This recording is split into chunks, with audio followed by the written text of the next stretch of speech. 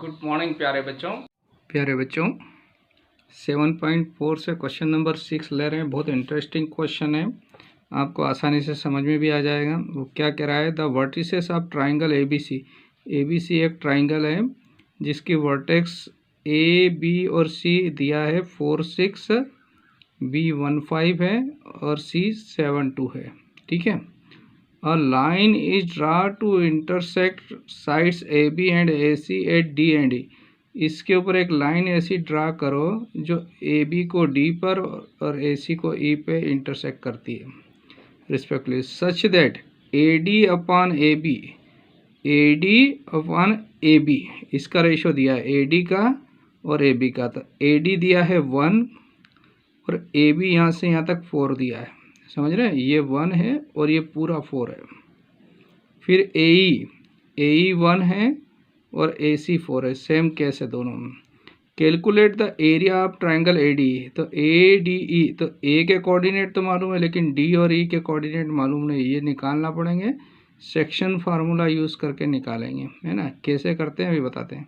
And compare it with the area of triangle ABC, यानी आपको छोटे वाले का एरिया भी निकालना है, फिर बड़े वाले का भी एरिया। तो बड़े वाले का तो आसानी से निकल जाएगा, ये तीनों पॉइंट्स दिए हुए, तो आपको बड़े वाले का एरिया तो आप निकाल लेंगे। छोटे वाले का निकालने के लिए कोऑर्डिनेट निकालना पड़ेंगे D और E के।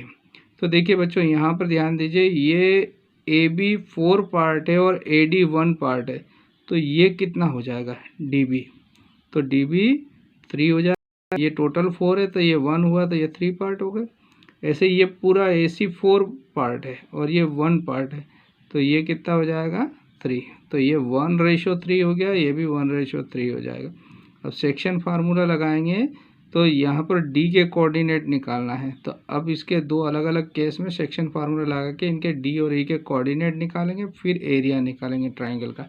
तो देखते हैं बच्चों, यहाँ पर D और E निकालने जा रहे हैं। सेक्शन फार्मूला यूज़ करेंगे हम। M1 M2 1 और 3 मालूम हो गया हमको, X1 Y1 X2 Y2 भी मालूम है। ये XY D का वैल्यू और E का वैल्यू निकालना, तो सेक्शन फार्मूला यूज़ कर रहे हैं।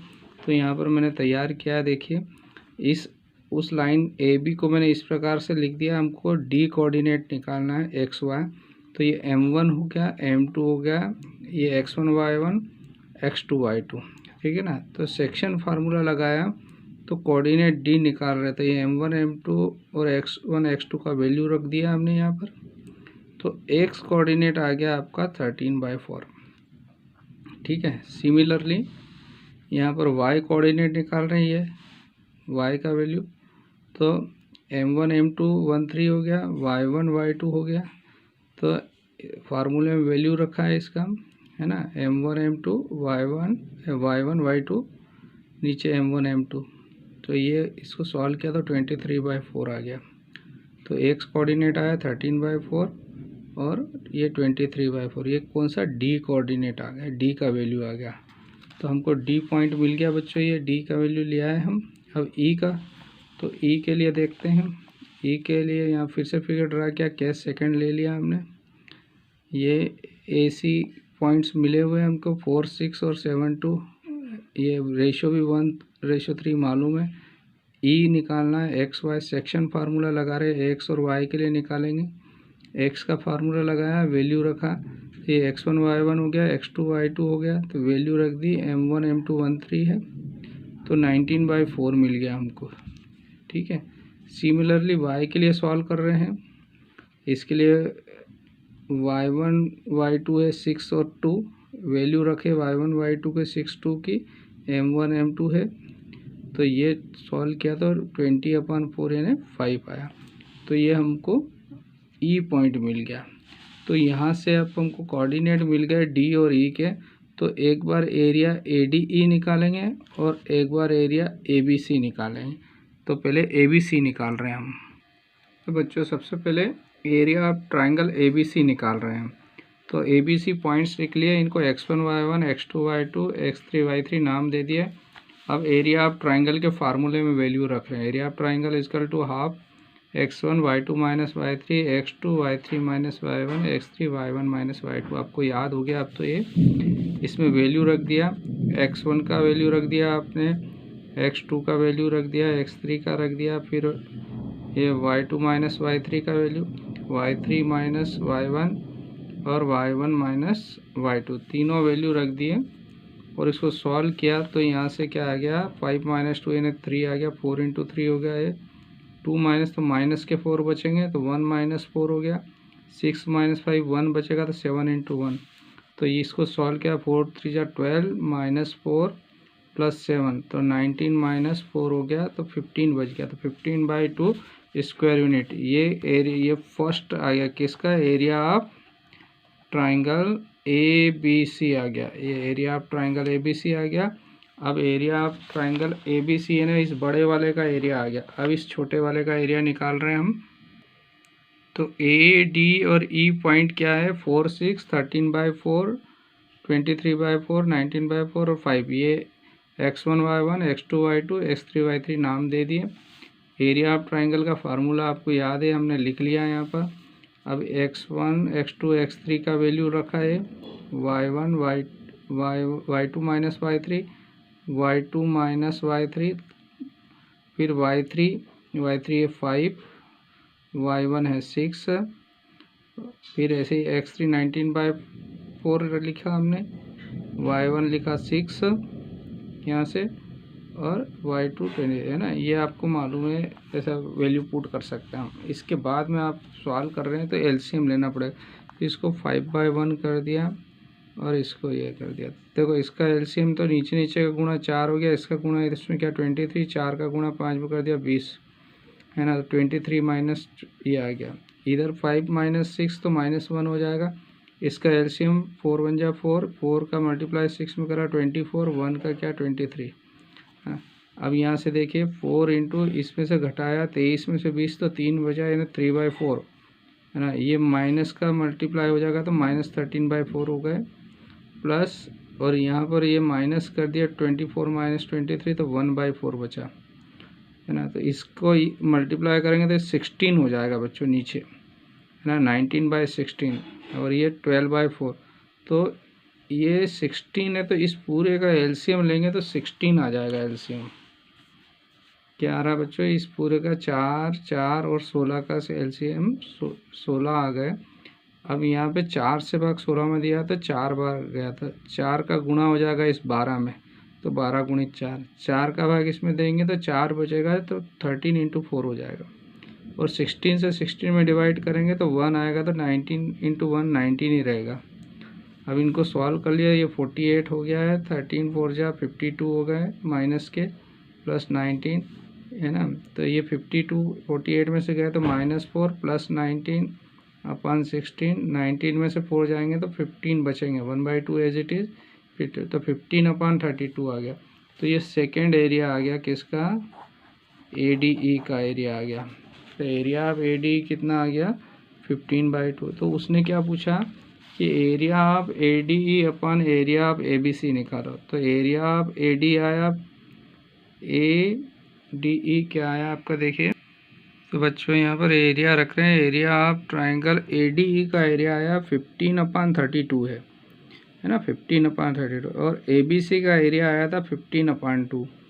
तो ये 15/32 एज इट इज़ रहे और ये बटे की संख्या को डिवाइड करके लिख दिया 15/2, और ये डिवाइड क्रॉस मल्टीप्लाई में चेंज करेंगे तो पीछे वाली पलट जाएगी संख्या, 15/30 इंटू 2/15 हो गया, 15 से 15 कैंसिल हो जाएगा, 15 से 15 कैंसिल कर दिया तो 2/32 बचा, 2 से 32 को डिवाइड कर दिया तो 1/16 है ना, तो 1/16 तो रेशो आ गया 1:16।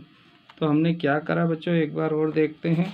तो हमने उसने क्या कहा था हमको क्वेश्चन में कि ABC की वर्टिसेस दी हुई है और ये 1:4 दिया, तो हमने ये 3 निकाल लिया रेशो। D और E पॉइंट सेक्शन फार्मूले से निकाले, तो सेक्शन फार्मूले से D और E पॉइंट्स मिले हमको।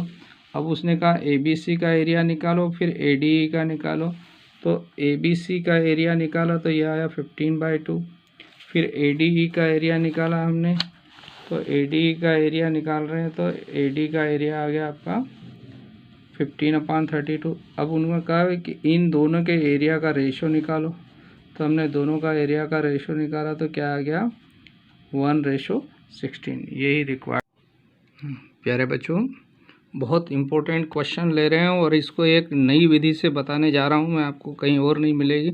ग्राफिकल मेथड है, और चूँकि कोऑर्डिनेट ज्योमेट्री में हम ग्राफिकल मेथड भी यूज़ कर सकते हैं, और जहाँ ग्राफ यूज़ नहीं हो सकता है वहाँ पर हम डिस्टेंस फार्मूला और सेक्शन फार्मूला या अदर फार्मूले यूज़ करते हैं।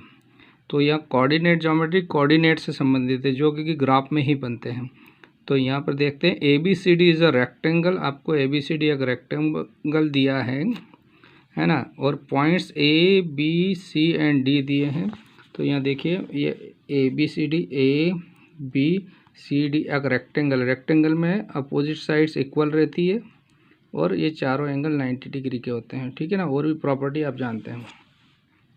PQRS जो दिए हैं are the mid point of AB BC CD and DA। तो AB का मिड पॉइंट है P, BC का है Q, CD का है R और AD का है S। ये इनके मिड पॉइंट है बच्चों, है ना। तो अब क्या पूछ रहा है, if the quadrilateral PQRS is a square. वो पूछ रहा है क्या यह स्क्वायर बना है, PQRS जो बना है यह स्क्वायर है। Is the quadrilateral PQRS a square or और रेक्टेंगल आर रोम्बस। तो ये अंदर जो PQRS का फिगर बना है ये रेक्टेंगल है, रोम्बस है या स्क्वायर है, इसको हमको जस्टिफाई करके बताना है। तो इसको पहले ग्राफिकल मेथड से हम समझते हैं और फिर इसका डिस्क्रिप्शन में बताता हूँ। बहुत इजी क्वेश्चन है, पूरा अच्छे से समझ में आ जाएगा आपको। तो देखिए यहाँ पर ABCD इसके जो पॉइंट्स दिए रेक्टेंगल के हमने प्लॉट कर लिए। ये एक्स एक्सिस है, वाई एक्सिस है, तो ये -1, इधर भी -1। तो ए का कोऑर्डिनेट दिया था -1 तो -1 एक्स एक्सिस पे और वाई एक्सिस पे भी -1, तो पॉइंट ए ये हो गया। फिर बी पॉइंट दिया -1 4, तो एक्स का वैल्यू -1 है और वाई का वैल्यू 4 है, तो ये पॉइंट यहाँ लगेगा। फिर सी पॉइंट दिया था 5 4, एक्स का वैल्यू 5 है, वाई का वैल्यू 4 है, तो प्लॉट कर लिया यहाँ पे। ऐसे ही डी दिया है, एक्स का वैल्यू 5 है और वाई का वैल्यू -1 है। तो ये हमने चारों पॉइंट को प्लॉट करके तो ये जो फिगर बनाया वो रेक्टेंगल बन गया आपका। अब रेक्टेंगल में ये लेंथ और ये लेंथ इक्वल होती है, तो यहाँ गिनिए कितनी लेंथ हमेशा पॉजिटिव होती है। तो 1 यूनिट 2 3 4 5 6। तो AD लेंथ कितना आ गया है यहाँ से यहाँ तक बच्चों, 6 यूनिट आ गया। कि ये यहाँ से यहाँ तक लेंथ कितना हो गया, 6 यूनिट, है ना। और ऐसे इधर गिनते हैं 1 2 3 4 5। तो यहाँ से इधर इसकी जो AB का लेंथ है ये कितना है, 5 यूनिट। कितना हो गया बच्चों, ये 5 यूनिट। तो ऐसे इधर भी 5 यूनिट हो जाएगा ये, और इधर कितना हो जाएगा, 6 यूनिट। ठीक है बच्चों, यहाँ तक समझ में आ गया होगा आपको। अब उसने क्या कहा है कि AB का मिड पॉइंट उसने दिया है क्वेश्चन में, कि AB का मिड पॉइंट क्या है। AB का मिड पॉइंट है P, BC का Q, C का R, CD का R और AD का S। तो इसी प्रकार से देखिए यहाँ पे, तो यहाँ से इसका मिड पॉइंट AB का मिड पॉइंट, और तो देखिए ये टोटल 5 यूनिट है। तो 5 के आधा 2.5 होगा, तो ये 1 2 और ये 5, तो 2.5 पे मिड में आएगा। इधर भी 2.5 रहेगा, तो ये मिड पॉइंट हो गया। इसको हम नाम देंगे P। क्या नाम दिया बच्चों, P। ये 6 यूनिट है, तो इसका मिड पॉइंट यहाँ पर होगा, वो 1 2 3 यहाँ पर, है ना। ऐसे ही इसका ये भी 6 यूनिट था, इसका मिड पॉइंट, तो ये P हो गया, ये Q हो जाएगा इसका मिड पॉइंट।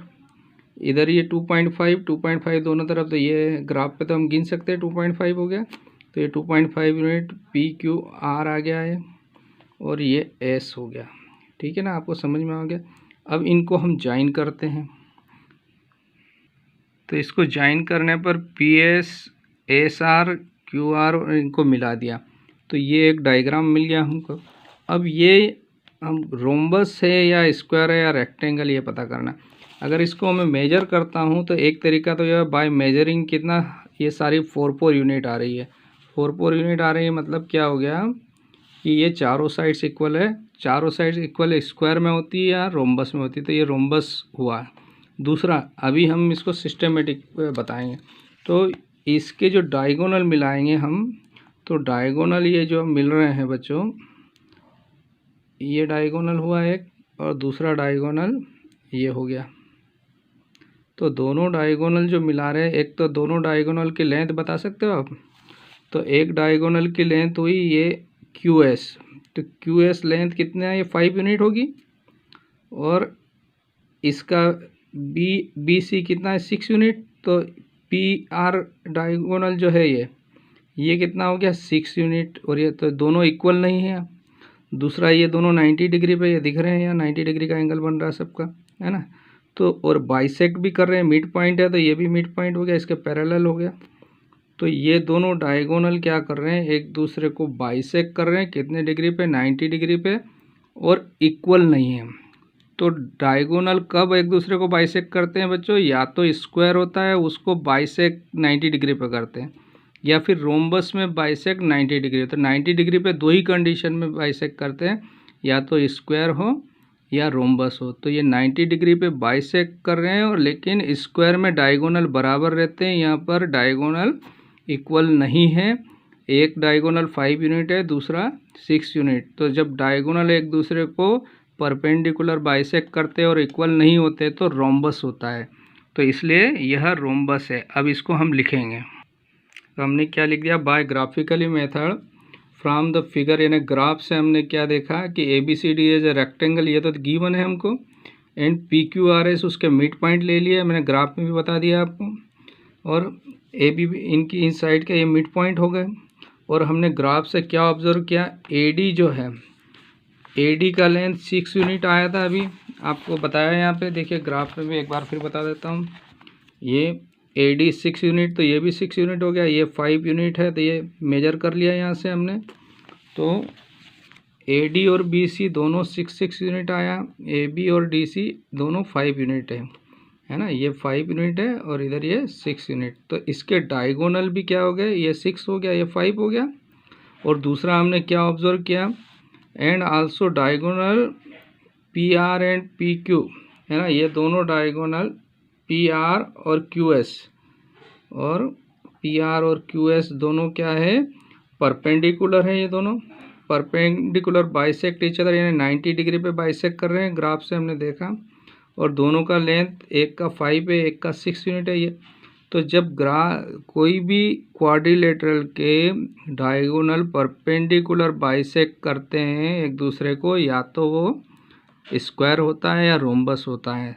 चूँकि डायगोनल अलग अलग लेंथ के हैं, एक 6 यूनिट है, एक 5 यूनिट है, तो इनके diagonal are not equal, so it is a rhombus. तो इसको हमने वर्ड्स में लिख दिया, we know that the diagonal of any quadrilateral are perpendicular bisect each other and are not equal, then the quadrilateral is a rhombus. So PQRS is a rhombus.